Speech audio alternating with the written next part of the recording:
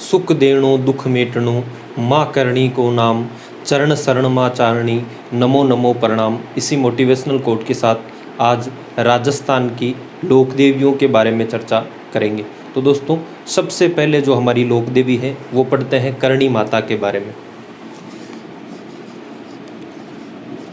करणी माता। तो दोस्तों, करणी माता के जन्म से लेकर अंत तक हम विस्तार से चर्चाएं करेंगे। तो इस प्रकार से एक क्षेत्र है, उस क्षेत्र का नाम है जोधपुर। ये है जोधपुर रियासत, जिसे प्राचीन समय में मारवाड़ के नाम से जाना जाता था। जोधपुर जिले का एक गांव है दोस्तों, सुआप गांव। जोधपुर जिले के सुआप गांव में एक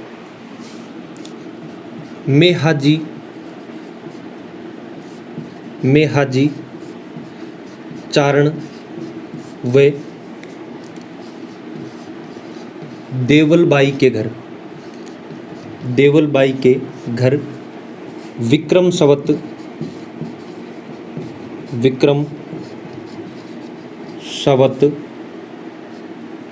1444 को आसोद सुदी सप्तमी को करणी माता का जन्म होता है। दोस्तों, करणी माता का बचपन का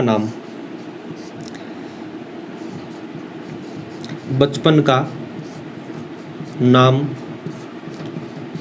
रिद्धिबाई होता है। करणी माता के बचपन का नाम रिद्धिबाई होता है। यह करणी माता का जन्म चारण वंश के कीनिया शाखा में हुआ। कई बार एग्जाम में पूछ सकते हैं आपको, करणी माता का जन्म किस वंश में, तो चारण वंश में कीनिया शाखा में हुआ। दोस्तों, हमने बचपन के नाम के बारे में पढ़ा। करणी माता किस प्रकार से करणी माता का नाम पड़ा।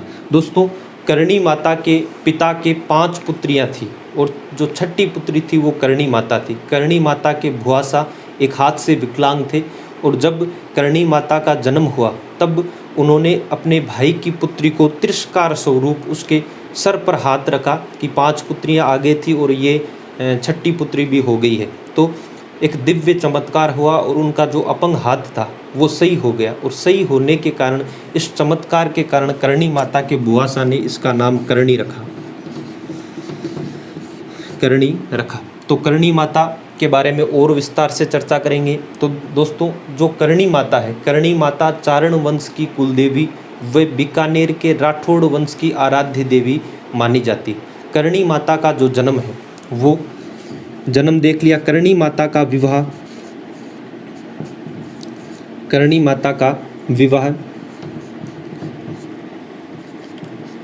साठिका गांव के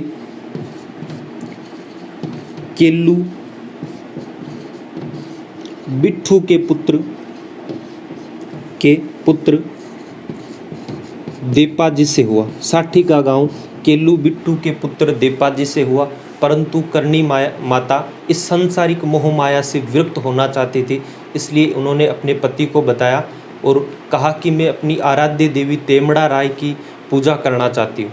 और उसके बाद में दोस्तों, करणी माता ने अपनी छोटी बहन गुलाब कंवर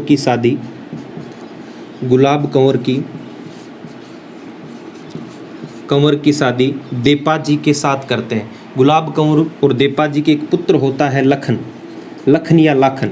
दोस्तों, कई बार पूछा भी जाता है, आपको ध्यान में भी रखना है, लखन को करणी माता गोद लेती है। एक बार लखन कोलाइत मेले में नहाने के लिए जाता है। इस कोलाइत मेले में कोलाइत झील में नहाते समय लखन की मृत्यु हो जाती और लखन की मृत्यु के पश्चात करणी माता ने अपने दिव्य चमत्कार से लखन को वापस जीवित कर दिया।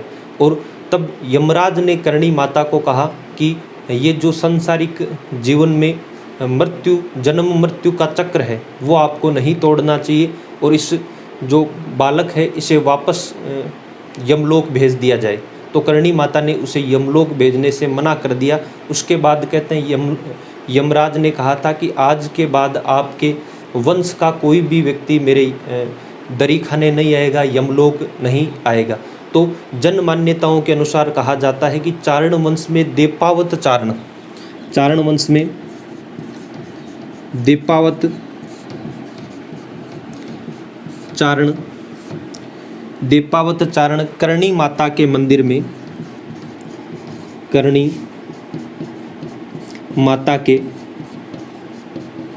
मंदिर में चूहे बनकर रहते हैं। इन चूहों को काबा के नाम से जाना जाता है। इन चूहों को दोस्तों काबा कहा जाता है और इन चूहों में रूप माना जाता है वो होता है सफ़ेद चूहा।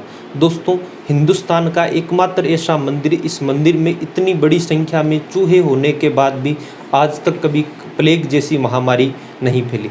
अब दोस्तों करणी माता के विवाह के बाद में जब ये गुलाब कंवर का विवाह कर देती है तब ये जोधपुर के पास में एक क्षेत्र पड़ता है। इस क्षेत्र का नाम है झांगल प्रदेश, यानी बीकानेर का क्षेत्र, बीकानेर का क्षेत्र। और यह करणी माता जोधपुर को छोड़कर बीकानेर का एक नेहड़ी नामक स्थान होता है, नेहड़ी नामक स्थान होता है। इस नेहड़ी नामक स्थान पर एक जाल का वृक्ष होता है और इस जाल के वृक्ष के नीचे अपना आश्रय स्थल बनाती है, गायों के घी का बिलोवना करती है और आज भी यह नेहड़ी नाम से पूजा जाता है।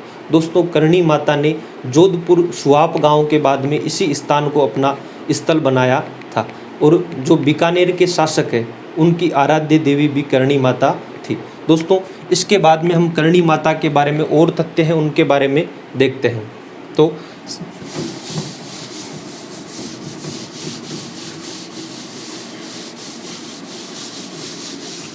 इस प्रकार से दोस्तों करणी माता का मंदिर बना हुआ है।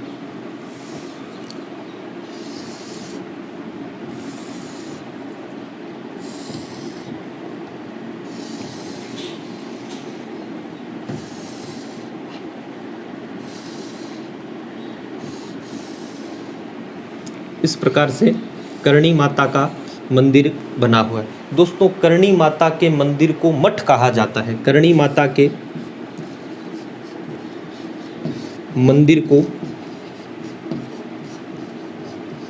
मठ कहा जाता है। करणी माता के मंदिर में पाए जाने वाले चूहों को काबा कहा जाता है। चूहों को काबा कहा जाता है। करणी माता के मंदिर में पाए जाने वाले चूहों को काबा कहा जाता है। दोस्तों करणी माता ने बचपन से ही दिव्य चमत्कार देने शुरू कर दिए थे। सबसे पहला जो चमत्कार है करणी माता ने अपने बुआसा को दिया और 6 वर्ष की आयु में करणी माता के पिता, करणी माता की जब आयु 6 वर्ष होती है उसी समय करणी माता के पिता को सर्पदंश होता है, यानी सर्प दस लेता है और इस विष को उतार कर करणी माता एक दिव्य चमत्कार करती है। दोस्तों दूसरा एक कान्हा नाम का शासक होता है, कान्हा, और कान्हा बीकानेर क्षेत्र से गोधन हरण करता है, गायों को चुरा कर ले जाता है। इस कान्हा का वध कर कर देवी ने दिव्य चमत्कार किया था। दोस्तों इसके बाद में देवी के अनेक प्रकार के चमत्कार देखने को मिलते हैं। तो इस देवी के मंदिर के पास में एक चबूतरा या एक मंदिर बना हुआ है। ये मंदिर दोस्तों दशरथ मेघवाल का मंदिर है या चबूतरा है। इस मंदिर का नाम है दशरथ मेघवाल का मंदिर। यह करणी माता का ग्वाला था। दशरथ मेघवाल का मंदिर, दशरथ मेघवाल करणी माता के गायों का ग्वाला था और करणी माता के मंदिर के पास में 2 बड़े कड़ाव रखे गए हैं और ये जो कड़ाव है इनको सावन भादो कड़ाव के नाम से भी जानते हैं। ये सावन और ये भादो कड़ाव करणी माता के मंदिर के पास में सावन भादो कड़ाव के रूप में भी रखे हुए हैं। दोस्तों करणी मारवाड़ क्षेत्र में चील को करणी माता का रूप माना जाता है। जो एक पक्षी होता है चील, और इस चील पक्षी को करणी माता का रूप माना जाता है। चूहों के बारे में देखा, मठ के बारे में देखा, चील के बारे में देखा। दोस्तों करणी माता के बारे में कहा जाता है कि यह चारण वंश की कुल देवी व राठौड़ वंश की आराध्य देवी है। दोस्तों इसके बाद में हम बात करते हैं करणी माता के मंदिर में जो प्रवेश द्वार है, आगे का जो बड़ा प्रवेश द्वार बन रखा है इस प्रकार से, इस प्रवेश द्वार का जो निर्माण है वह बीकानेर का सेठ चांदमल टड्डा ने इस प्रवेश द्वार का निर्माण करवाया था। करणी माता के मंदिर में सोने के किवाड़ लगे हुए, इन सोने के किवाड़ों का जो निर्माण है वह अलवर के शासक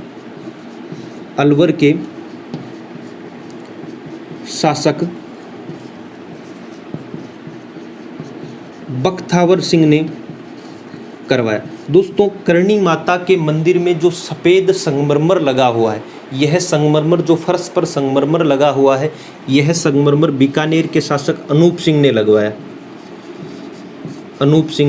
लगवाया। इस मूल मंदिर का जो निर्माण है वो राव बीका ने करवाया। बीकानेर के शासक राव बीका जी ने करवाया।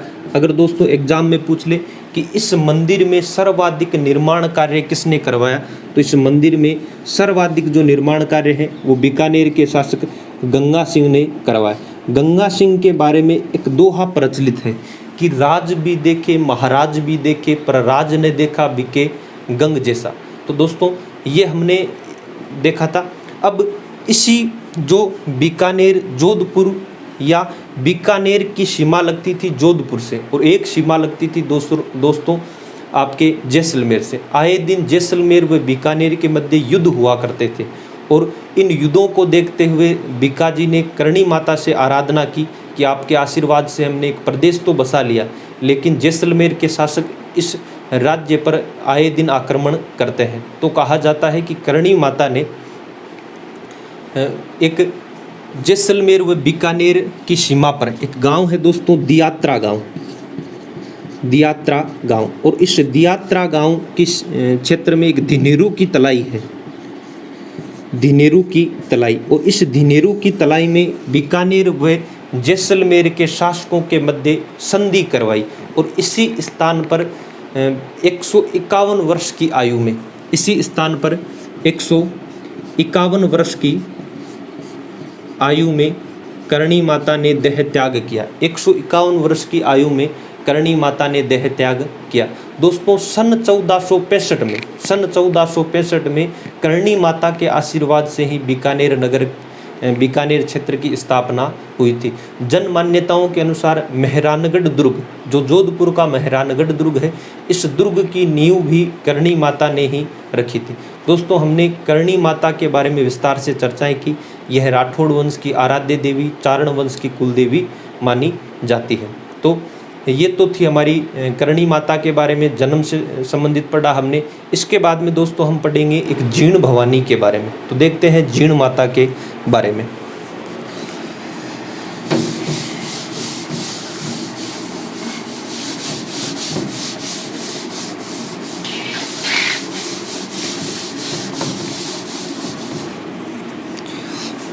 दोस्तों जीर्ण माता, ये जो जीर्ण माता है, जीर्ण माता को शेखावाटी प्रदेश की माता के नाम से भी जानते हैं। दोस्तों जीर्ण माता के बारे में पढ़ते हैं। जीर्ण माता का जन्म चूरू जिले के धांधु गांव में, जो जीर्ण माता है, जीर्ण माता का जन्म चूरू जिले के धांधु गांव में चौहान परिवार में हुआ।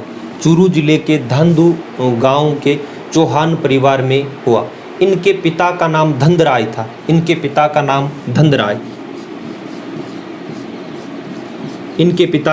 धंधराय। ये आपके जीर्ण माता व हर्ष दोनों भाई बहन थे, और इनके माता पिता किसी पारिवारिक झगड़े में बचपन में ही खत्म हो गए थे, और जीर्ण भवानी ने अपने छोटे भाई हर्ष को बड़ी कठिनाइयों में पालन पोषण किया। तो दोस्तों हम पढ़ेंगे आज जीर्ण भवानी के बारे में। जीर्ण भवानी चौहानों की इष्ट देवी, मीणा जाति की इष्ट देवी, चौहानों की कुलदेवी भी बताते हैं। चौहानों की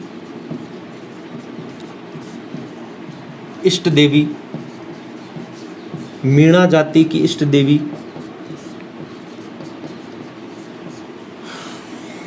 मधुमक्खियों की देवी, मधुमक्खियों की देवी, शेखावाटी प्रदेश की देवी, शेखावाटी प्रदेश की देवी। तो जो जीर्ण भवानी है, जीर्ण भवानी के बारे में विस्तार से चर्चा करते हैं। दोस्तों, जो जीर्ण माता है, जीर्ण माता का जन्म हमने देख लिया। जीर्ण माता और हर्ष दो भाई बहन थे और जीर्ण माता ने बड़े ही कठिन परिश्रम करके अपने छोटे भाई हर्ष को पालन पोषण किया और उसका विवाह किया। विवाह के उपरांत जब उसकी पत्नी रहने लगी तो एक बार कहा जाता है कि हर्ष की बहन जीर्ण व उसकी पत्नी तालाब से पानी लेकर आ रही थी और रास्ते में आते आते दोनों के मध्य शर्त लगी कि जो हर्ष है वह सबसे ज़्यादा प्रेम किससे करता है। तो जीर्ण भवानी ने कहा कि मैंने अपने छोटे भाई को बड़े ही कठिन तरीके से पालन पोषण किया है, तो वो आपसे ज़्यादा मेरे से प्रेम करता है। जैसे ही जीर्ण व उसकी हर्ष की जो पत्नी है, ये दोनों घर के अंदर आती है, तो हर्ष सबसे पहले अपनी पत्नी का जो सर के ऊपर घड़ा होता है वह उतार देता है। इस कारण जीर्ण भवानी हर्ष से नाराज़ होकर सीकर जिले की अरावली की पहाड़ियों में चली जाती है। पीछे पीछे हर्ष भी जाता है, लेकिन जीर्ण भवानी वापस नहीं आती। तो कुछ दूरी के आधार पर जीर्ण माता जो देवी है, देवी की पूजा करते हुए पृथ्वी में विलीन हो गई और वहीं पर जो हर्ष है वह हर्ष की पहाड़ियों में शिव भगवान की आराधना करता हुआ वहीं पर विलीन हो गया। तो कुछ दूरी के ऊपर जो हर्ष की पहाड़ियों पर हर्ष भैरव का मंदिर बना हुआ है और इसके समीप ही एक कच्छोर गांव से 6 किलोमीटर दूर, पिछले दिनों एग्जाम में पूछा था किस गांव से, तो कच्छोर गांव से 6 किलोमीटर दूर रेवासा नामक स्थान पर, रेवासा या कच्छोर नामक स्थान पर जीर्ण भवानी का मंदिर बना हुआ है। दोस्तों, जीर्ण भवानी के मंदिर का जो निर्माण है वह पृथ्वीराज चौहान के समय एक यहाँ के शासक हुआ करते थे हट्टड़, और हट्टड़ ने 1064 ईस्वी में इस मंदिर का निर्माण करवाया था। दोस्तों, ये जो देवी है इसके बारे में कहा जाता है कि यह चौहानों की इष्ट देवी या कुल देवी, मीणा जाति की इष्ट देवी, शेखावाटी प्रदेश की आराध्य देवी जो जीर्ण भवानी है। जीर्ण भवानी का बचपन का नाम जयंतीवाला था, जयंतीमाला इनके बचपन का नाम था। दोस्तों, इसके बाद में हम देखेंगे जीर्ण भवानी के बारे में। तो जो जीर्ण माता है, जीर्ण माता का प्रसिद्ध मेला चैत्र व अश्विन नवरात्रा में लगता है। दोस्तों, इस मेले में जो एक कनफड़िया साधु, हम देखते हैं इस देवी के बारे में।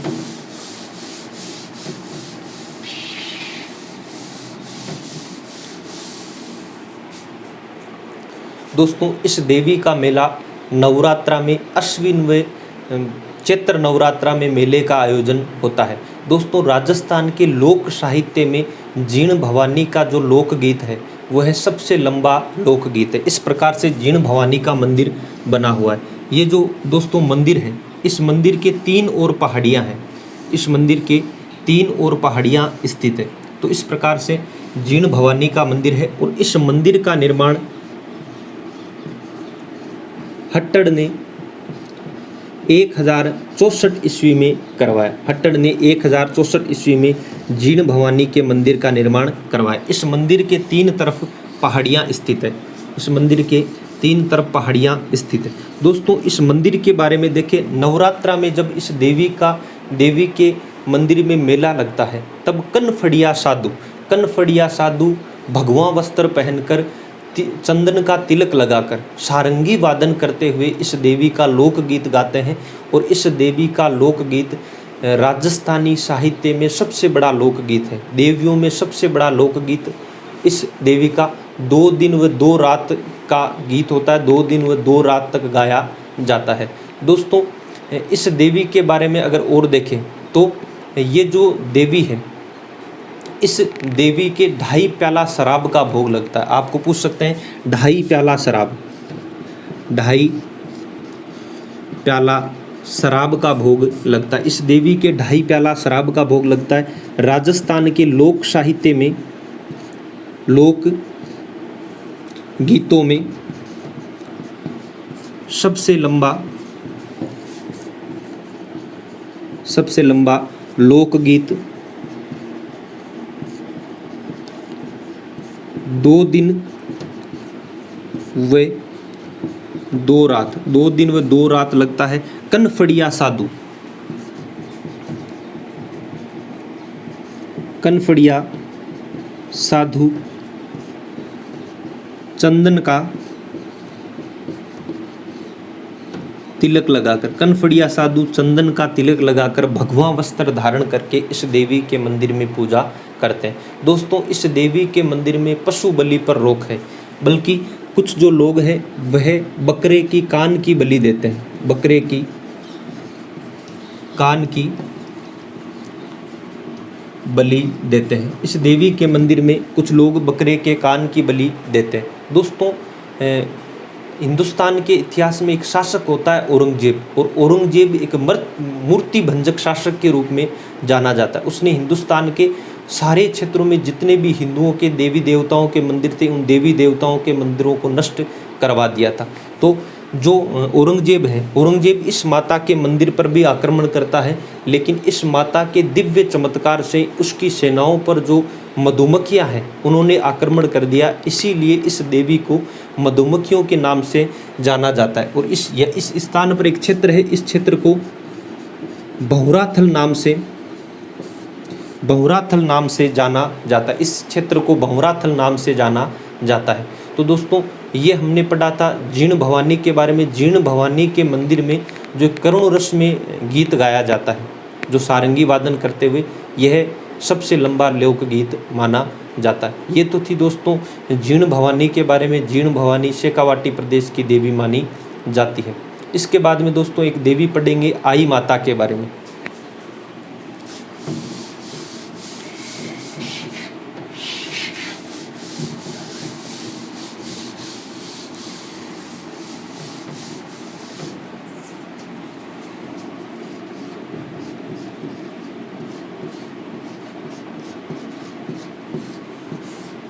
आई माता, दोस्तों आई माता का जन्म गुजरात के अंबापुर में होता है।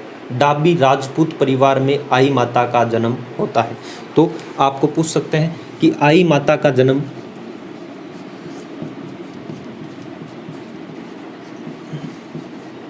गुजरात के अंबापुर में डाबी राजपूत परिवार में, डाबी राजपूत परिवार में होता है। दोस्तों, आई माता का जो जन्म होता है, आई माता के बचपन का नाम जीजाबाई होता है, और जीजाबाई का जन्म विक्रम संवत 1472 में आसोद सुदी बीज शनिवार को होता है। आसोद सुदी बीज शनिवार को विक्रम संवत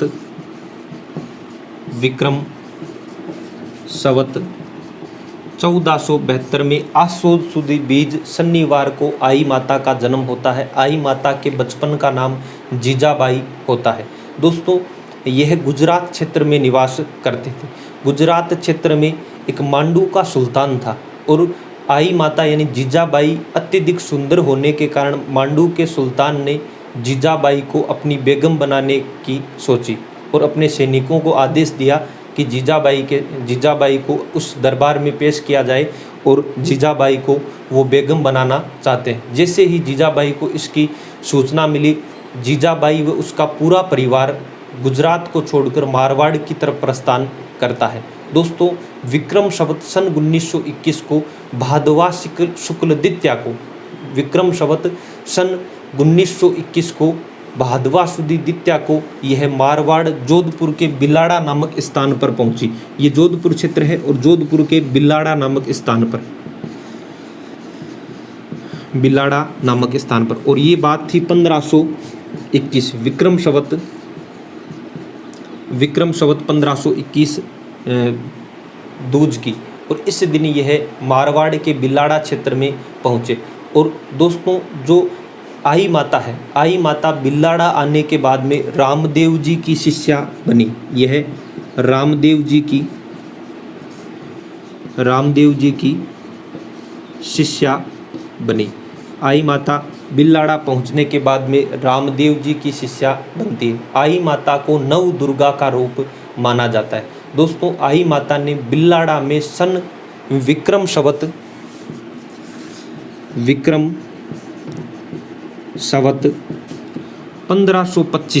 1525 में बिल्लाड़ा में एक नीम वृक्ष के नीचे एक पंथ शुरुआत की। उस पंथ का नाम है आई पंथ। जिस प्रकार से रामदेव जी ने एक पंथ चलाया था कामड़िया पंथ, उसी प्रकार से उनकी जो शिष्या थी उन्होंने पंथ चलाया आई पंथ। दोस्तों वृक्ष के नीचे अखंड ज्योति की स्थापना कर आई पंथ का स्थापना की गई। आई पंथ को मानने वाले लोग 11 नियमों को मानते हैं। आई पंथ को मानने वाले लोग 11 नियमों को मानते हैं। इनमें जो पुरुष होते हैं यह एक तांती पर 11 गांठें लगाकर अपने हाथ पर बांधते हैं और महिलाएं गले में पहनती हैं। दोस्तों आई माता का जो मंदिर है, आई माता के जो प्रथम दीवान है इस संप्रदाय के, आई संप्रदाय के जो प्रथम दीवान है वो गोविंदास जी हुए और सन 1500 विक्रम संवत 1552 में संत गोविंदास जी आई पंथ के प्रथम दीवान बने। दोस्तों आई माता सिरवी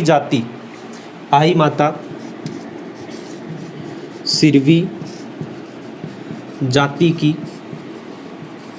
कुल देवी मानी जाती है। आई माता सिरवी जाति की कुल देवी मानी जाती है। दोस्तों इसके बाद में हम पढ़ेंगे जो आई माता है।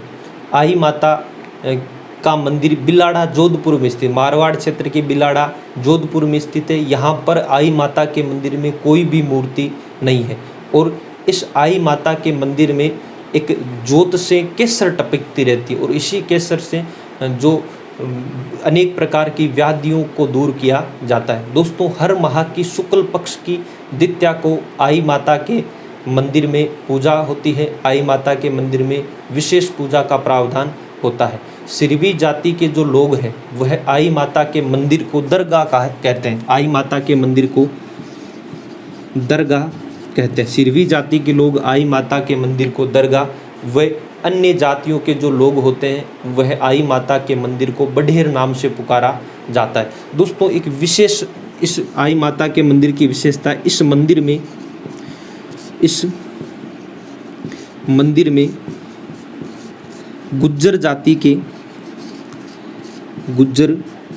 के लोग प्रवेश नहीं करते। इस मंदिर में गुज्जर जाति के लोग प्रवेश नहीं करते। दोस्तों आज हमने करणी माता के बारे में पढ़ा, आज हमने जीण माता के बारे में पढ़ा, आई माता के बारे में पढ़ा।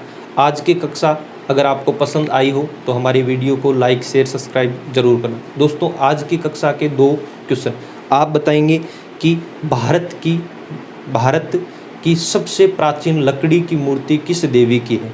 दूसरा आप बताएंगे चामुंडा माता किस वंश की कुल देवी है। धन्यवाद।